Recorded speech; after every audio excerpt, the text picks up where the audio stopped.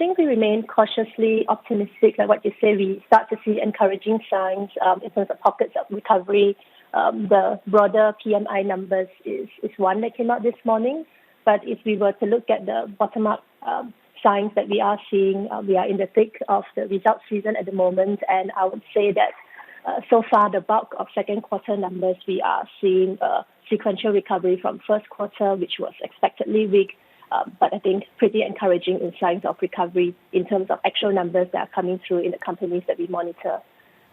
So that's on the optimistic side. But I think we are also hearing that from the external environment perspective, the risks are still pretty high.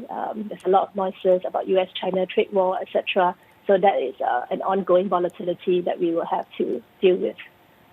Yet time after time, it seems that the markets in some ways are shrugging off these ongoing tensions between China and the U.S. This development today, specifically, Pruksa, where we're talking about Beijing issuing new restrictions on exports of some tech goods, it could impact AI products that are tied to things like TikTok. Does that concern you, given how sensitive this area already is?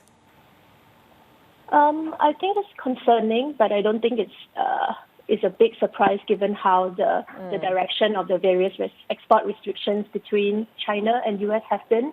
So you will see that over the past few months, the U.S. has been stepping up their definition of export restriction, making it a lot more difficult for U.S. companies to export their technologies and for companies that are using U.S. technologies to be selling their products to Huawei and their various counterparts in China. So we are seeing China stepping up on this measure as well, as you mentioned, the announcement over the weekend on AI, etc., which is somewhere that China does have a leading edge in as well. So we are seeing the tension stepping up.